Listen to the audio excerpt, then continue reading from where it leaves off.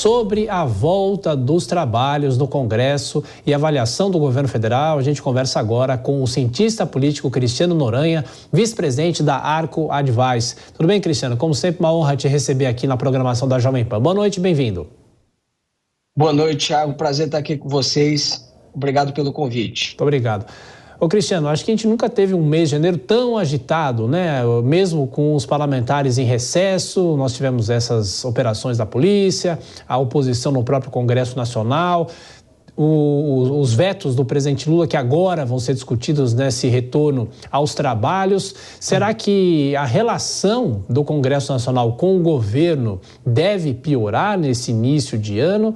Ou é possível tentar uma nova rodada de negociações para amenizar esse impacto do que foi o ano passado? Bom, Thiago, em primeiro lugar, preciso lembrar, né, importante, que mesmo havendo divergências entre o governo e o Congresso Nacional ao longo do ano passado, a gente viu que a agenda econômica do governo avançou. Foi aprovada a reforma tributária, foi aprovado o novo arcabouço fiscal, foi aprovado o orçamento, também a LDO, vários projetos relevantes. Agora, o Congresso volta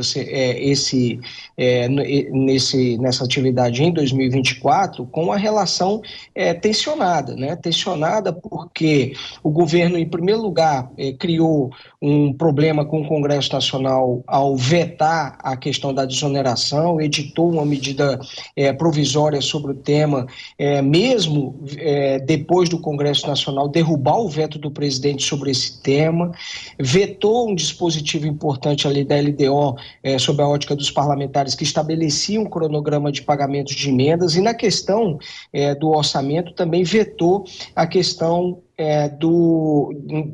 das emendas de comissão, né, no valor de 5 bilhões e meio de reais. Para além disso, ainda houve uma tensão e a partir disso uma pressão que foi cobrada ali especialmente do presidente do Senado, Rodrigo Pacheco, com essas operações envolvendo a questão da ABIN e tudo mais, que agora a gente já tem uma outra pressão envolvendo um atrito aí, envolvendo o legislativo e o judiciário, né? Então, não apenas na relação entre executivo e legislativo, mas também entre o legislativo e o poder judiciário. Então, o governo vai ter que trabalhar bem para resolver essas questões. Há uma pressão muito grande de curtíssimo prazo que os parlamentares querem resolver, que é essa questão da desoneração da folha.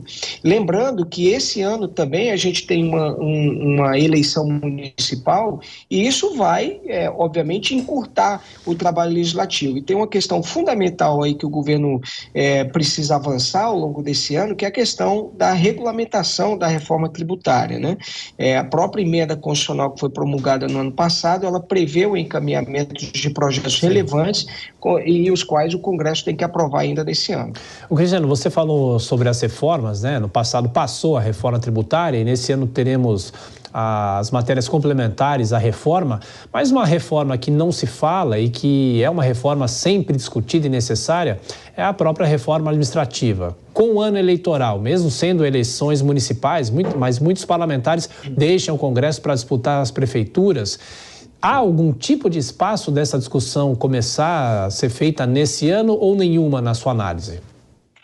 Espaço há, mas essa agenda ela teria que ser puxada pelo Congresso Nacional, porque a gente viu no ano passado o presidente da Câmara, Arthur Lira, falando da necessidade de se avançar nisso, porque o governo tem metas fiscais, aí a meta de déficit zero esse ano é bastante ambiciosa, e a sociedade, a economia não aguenta você resolver o problema fiscal apenas simplesmente pelo lado da receita, aumentando impostos. O governo tem que ver essa questão também dos gastos e nisso passa, sem dúvida nenhuma, a questão da reforma administrativa, né, para que haja uma maior racionalidade dos gastos públicos.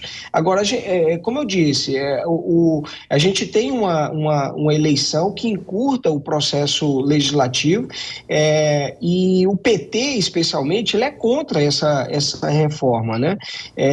E lembrando, inclusive, que a gente está num momento agora que que existem várias categorias de servidores, inclusive pleiteando aumento de salário, né? É o caso de servidores do IBAMA, de servidores da Receita Federal, o Banco Central também, servidores estão em greve, né? Então, há uma pressão muito forte por aumento de gasto público por meio dessas demandas e, ao mesmo tempo, o governo adiando esse debate, que, na minha opinião, é inadiável isso, que é em relação à reforma administrativa.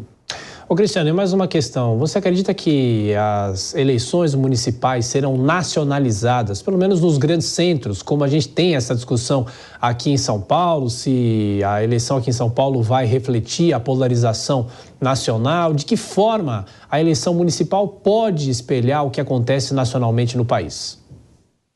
Bom, para alguns centros grandes, como é o caso de São Paulo, eu entendo sim que há uma chance muito alta, né, dessa polarização ela acabar impactando. Ela impacta, mas os temas que serão discutidos vão ser muitos da cidade. Então, ela impacta sobre a ótica do eleitor ter uma disposição de votar em um candidato que é apoiado por alguém no plano federal que ele tenha divergência ou que ele tenha convergência de opiniões, né? A gente está vendo, no caso de São Paulo, claramente está se formando uma disputa entre uma ala bolsonarista, que muito provavelmente Ricardo Nunes vai contar com o apoio de Tarcísio, que é governador do estado, mas também de Jair Bolsonaro. E do outro, Boulos, que vai concorrer com o apoio do PT, o presidente Lula vai se envolver diretamente. Agora a gente tem um ingrediente que é de uma terceira via também importante ali, que está surgindo, que é de Tabata, né, que inclusive contará com o apoio do vice-presidente Geraldo Alckmin. Mas eu entendo que várias outras cidades, as questões locais, elas vão ser muito mais importantes, né? A polarização, ela marca o início do jogo, mas não é isso que necessariamente, na maior parte das cidades, vai definir a eleição. Conversamos com o cientista político Cristiano Noronha, vice-presidente da Arco Advice. Cristiano, muito obrigado mais uma vez pela atenção. Volto sempre aqui na Jovem Pan. Um abraço. Grande abraço, prazer.